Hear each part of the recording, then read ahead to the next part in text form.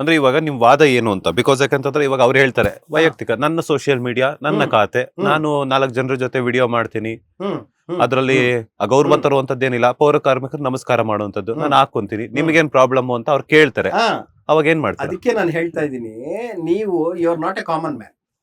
ನೀವ್ ಯಾರಿಗೂ ಗೊತ್ತೇ ಇಲ್ಲ, ನೀವ್ ಯಾರ ರಾಗಿಣಿ ಬದ್ಲಿಗೆ XYZ ಅನ್ನ ಹೆಸರಿದ್ದಿದ್ರೆ ಯಾವನು ಕೇಳಕ್ಕೆ ಹೋಗಲ್ಲ ಅದನ್ನ.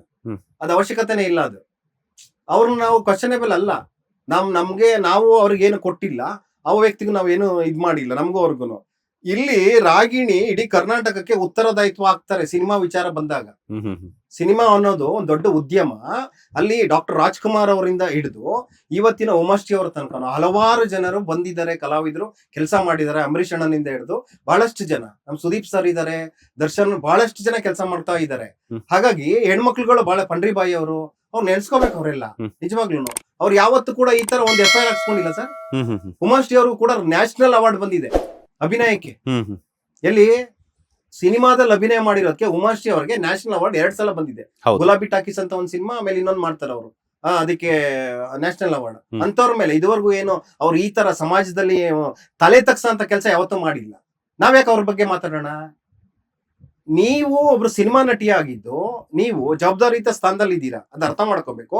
2021ರಲ್ಲಿ ನಿಮ್ ಮೇಲೆ ಕೇಸ್ ಆದಾಗ ಇಡೀ ಸ್ಟೇಟ್ ಗೊತ್ತಾಗೋಯ್ತು ತಾವ್ ಎಂತ ಕೆಲಸ ಮಾಡ್ತಿದ್ದೀರಾ, ಏನೇನ್ ಮಾಡ್ತಿದ್ದೀರಾ ಅಂತ.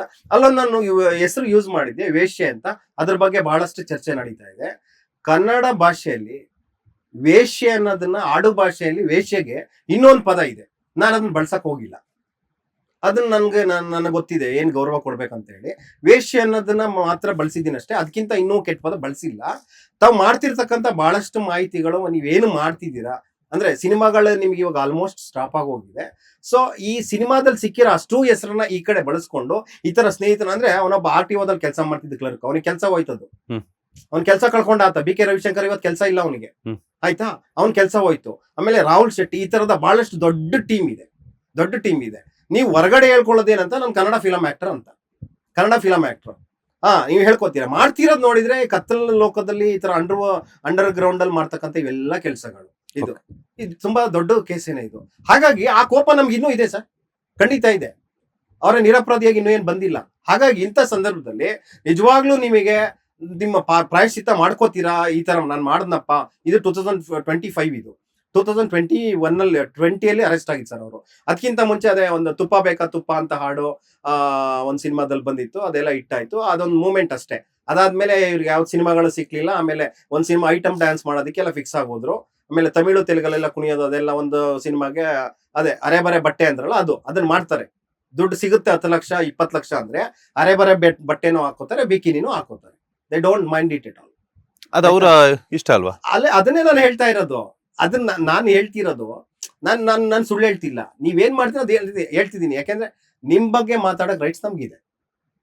ನಿಮ್ ಬಗ್ಗೆ ನಿಮ್ ರೈಟ್ಸ್ ಅದು. ನೀವು ನಾನು ಹಾಕೋತೀನಿ ನನ್ನ ರೈಟ್ಸ್ ಅಂತ ನೀವು ಹೇಳ್ಬೋದು. ಆದ್ರೆ ನೀವು ಕನ್ನಡ ಚಿತ್ರರಂಗವನ್ನ ನೀವು ರೆಪ್ರೆಸೆಂಟ್ ಮಾಡ್ತಿರೋ ಸಂದರ್ಭದಲ್ಲಿ ನಾವು ನಿಮ್ಗೆ ಕೇಳ್ಬೇಕಾಗ್ತದೆ ಸರ್. ಎಷ್ಟೋ ನಟಿಮಣಿಯರು ಈಗಿನ ಕಾಲದಲ್ಲಿ ಅಂತಂದ್ರೂ ಕೂಡ ಸುಮಾರು ಜನ ನಟಿಮಣಿಯರು ಬಿಕಿನಿ ತೊಟ್ಟು ಬೀಚ್ ಸೈಡ್ ಅಲ್ಲೆಲ್ಲ ಫೋಟೋ ಶೂಟ್ಸ್ ಮಾಡುವಂತದ್ದಾಗಿರ್ಬೋದು, ರ್ಯಾಂಪ್ ವಾಕ್ ತರ ಮಾಡ್ಕೊಳ್ಳುವಂತದ್ದಾಗಿರ್ಬೋದು, ಬಿಕಿನಿ ತೊಟ್ಟು ರೀಲ್ಸ್ ಗಳನ್ನ ಮಾಡುವಂತದ್ದು.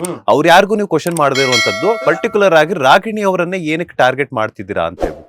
ಎಲ್ಲರೂ NDPS ಆಕ್ಟ್ ಅಲ್ಲಿ FIR ಹಾಕ್ಸ್ಕೊಂಡು ಜೈಲ್ಗೆ ಹೋಗಿಲ್ಲ. ಅಂದ್ರೆ ನಿಮ್ಮ ವಾದ ಏನು? NDPS ಆಕ್ಟ್ ಅಲ್ಲಿ ಯಾರು ಜೈಲ್ಗೆ ಹೋಗಿದ್ದಾರೆ ಅವ್ರು ನಿಮ್ಮ ಟಾರ್ಗೆಟ್?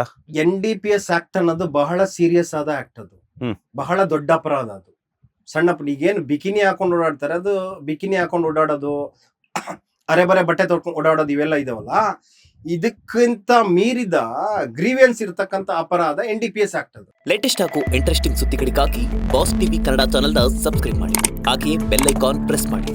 ಇದರ ಜೊತೆಗೆ Facebook, Instagram, X ನಲ್ಲೂ ಮಿಸ್ ಮಾಡದೆ ಫಾಲೋ ಮಾಡಿ.